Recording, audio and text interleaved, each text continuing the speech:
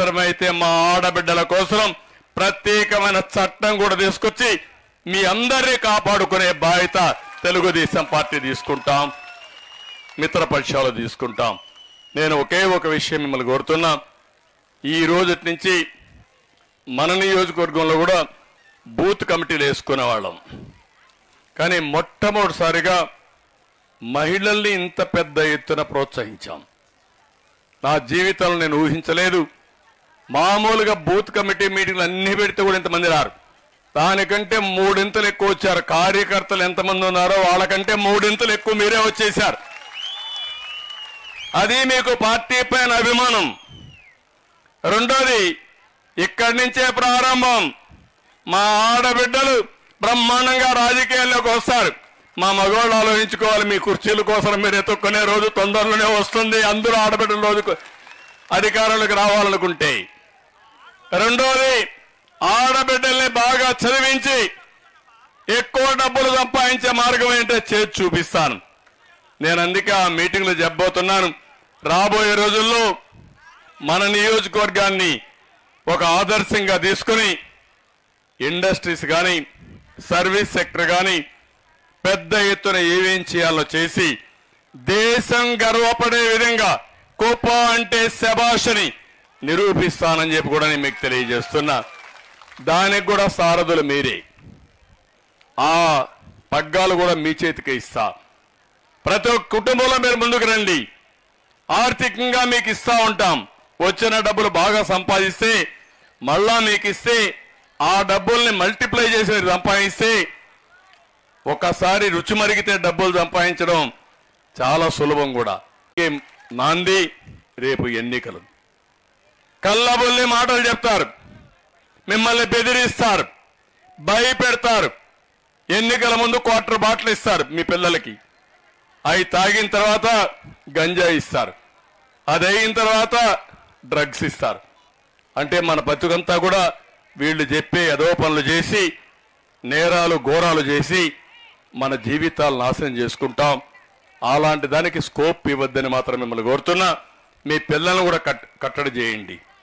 ఈ ఎన్నికల్లో వైఎస్ఆర్ కాంగ్రెస్ పార్టీకి ఎవరైనా పనిచేస్తే మన కుటుంబాలకే ద్రోహం చేసినట్టు, సమాజానికి ద్రోహం చేసిన వ్యక్తులు అవుతారు. ఈ విషయం చెప్తామని గట్టిగా చప్పట్లు కూడా చెప్పండి. అదే మరిగా వాలంటీర్లు ఉన్నారు, వాళ్ళకు కూడా చెప్పాలి. మీరు గట్టిగా చెప్పాలి, భయపడద్దండి. మీ పింఛన్లు తీయేస్తామనో రేషన్ తీయేస్తామనో లేకుంటే అది ఇచ్చామో ఇది ఇచ్చామని చెప్తున్నారు. ఎవరబ్బ సొత్తు కాదు, మీరు కట్టిన ట్యాక్సుల డబ్బుని 100 రూపాయలు లాక్కొని మీకు 10 రూపాయలు భిక్ష వేశారు. నేను అందుకే చెప్తున్నా, 100 రూపాయల్లో 100 రూపాయలు వేయం, దాన్ని తగ్గిస్తాం. తగ్గించడమే కాదు, వచ్చిన డబ్బులు మళ్ళా మీకు ఇచ్చి మీ ద్వారా పైకి తీసుకొచ్చే బాధ్యత, మీ ఆదాయాన్ని పెంచే బాధ్యత నేను తీసుకుంటానని చెప్పి మరొక్కసారి అందరికీ హామీ ఇస్తూ, మీరందరూ కూడా ఇవన్నీ ఆలోచించండి. ఆలోచించి నాకు రేపటి నుంచి గ్రాఫ్ పెరగాలి. తెలుగుదేశం పార్టీ గ్రాఫ్ ప్రతిరోజు నేను చూస్తున్నా. ఏ ఇంట్లో ఏమనుకుంటున్నారో నాకు సమాచారం వచ్చే విధంగా ఒక మెకానిజం పెట్టాను. మీరు ఆ విషయం గుర్తుపెట్టుకోవాలి. ఈ రోజు మన వాళ్ళు 1,00,000 ఓట్ల మెజారిటీ వస్తాయని నాకు హామీ ఇచ్చారు. కానీ నేను చూస్తే హైయెస్ట్ మెజారిటీ వస్తున్నాం, కానీ ఇంకా 1,00,000కి చేరాల్సిన అవసరం ఉంది. రాష్ట్రంలోనే ఎక్కువ మెజారిటీ వచ్చే నియోజకవర్గం కుప్పం ఈసారి రావాలి. ఆ గౌరవాన్ని మీరు కాపాడాలి. నా గౌరవాన్ని మీరు కాపాడండి. నేను మీ గౌరవాన్ని కాపాడి కుప్పం ప్రజానీకానికి ఏం చేయాలో చేసి నా నిజాయితీని నిరూపించుకుంటా. చేస్తారా? ఆడబిడ్డలు అడుగుతున్నా, సిద్ధమా అని మిమ్మల్ని అడుగుతున్నా. ఏదో చేశానని మేము సిద్ధం అంటున్నాడు. ఏం చేశావు? నిన్నింటికి పంపించడానికి మా ప్రజలంతా సిద్ధం. అవునా కాదమ్మా ఆడబిడ్డలు? ఈ రోజు కూడా మీరు చూశారు, మనకేం బస్సులు లేవు, ఆర్టీసీ బస్సులు. స్వచ్ఛందంగా మీరు వచ్చారు. ఆర్టీసీ బస్సులు పెట్టుకొని అధికార యంత్రాంగాన్ని పెట్టుకుని బలవంతంగా తీసుకొస్తే పారిపోతున్నారు. 3 గంటలైనా ఆఖరేసినా మీరున్నారంటే, ఎండ కూడా లెక్కలేదంటే, లెక్క చేయకుండా ఉన్నారంటే అది మీలో ఉండే పట్టుదల. దానికి ఓసారి నాకు అనిపిస్తుంది, నేను ఎప్పుడు మీకు రుణపడున్నా, రాష్ట్రానికి రుణపడున్నా. అందులో ఫస్ట్ రుణం మీ రుణమే. నాకు ఒక స్థావరం ఇచ్చి నన్ను మీ మనసులో పెట్టుకుని ఎప్పుడు ఎన్నికలు వచ్చినా మీరు ఒకే మాట చెప్పారు, మీరు ఎన్నికలప్పుడు రావద్దండి, మేమే ఎన్నికల్లో గెలిపిస్తాం, నామినేషన్లు మేమే వేస్తాం, అవసరమైతే ఉండి పెట్టి డబ్బులు వసూలు చేసి ఆ డబ్బులు ఖర్చు పెట్టి నన్ను గెలిపించిన ఈ కుప్పాన్ని ఏ విధంగా నేను మర్చిపోతాను, నా జీవితంలో మర్చిపోలేను.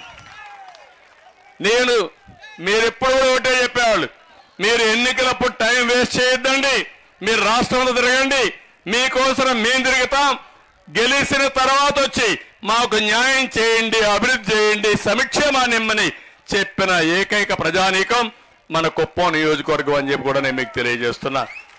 అలాంటి వారి కోసం తప్పకుండా ఈ 5 ఏళ్ళు అన్నీ చేసుకుందాం, ధైర్యంగా ఉండండి. నేను మళ్ళా చెప్తున్నా మీ అందరికీ, ఈ రోజుటి నుంచి మీరు ఎంతమందిని కన్విన్స్ చేస్తున్నారో నా కంప్యూటర్ రికార్డ్ అయిపోతుంది. ఎవరెన్ని చెప్పినా మీరు లెక్క పెట్టుకోవద్దండి, ఒకే మాట చెప్పండి.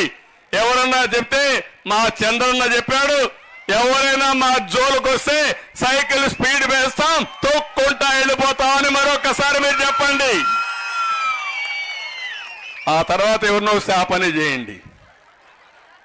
కొంతమంది తాగుబోతు వస్తే పచ్చడి చేసి ముందుకు వెళ్ళిపోదాం. మనం చేద్దామా లేదా? ఎవరి జోలుకు మనం రాము, పోతామా? జోలుకు వస్తే మాత్రం వదిలిపెట్టాం. చెయ్యాలా లేదా? ఇది ధర్మాన్ని కాపాడడానికి మనమందరం కూడా మన బాధ్యత మనం నెరవేర్చాల్సిన అవసరం ఉంది. అది చేయాల్సిందిగా మిమ్మల్ని కోరుకుంటూ మరొక్కసారి ఈరోజు మాత్రం మిమ్మల్ని చూస్తే ఇక్కడే ఉండిపోవాలనిపిస్తుంది, కానీ మళ్ళా మీరు భోజనం చేయాలి, మీటింగ్లు రావాలి. మిగిలిన విషయాలను నేను ఎక్కడ చెప్తాను. మన నియోజకవర్గానికి ఏం చేస్తాం, రాష్ట్రానికి ఏం జరిగింది, ఎంత అన్యాయం జరిగింది, ఆ విషయాలు కూడా మనం మాట్లాడుకుందాం. మరొక్కసారి పేరు పేరున ప్రతి ఒక్కరికి అభినందన తెలియజేసుకుంటూ అందరికీ నమస్కారాలు. జై హింద్,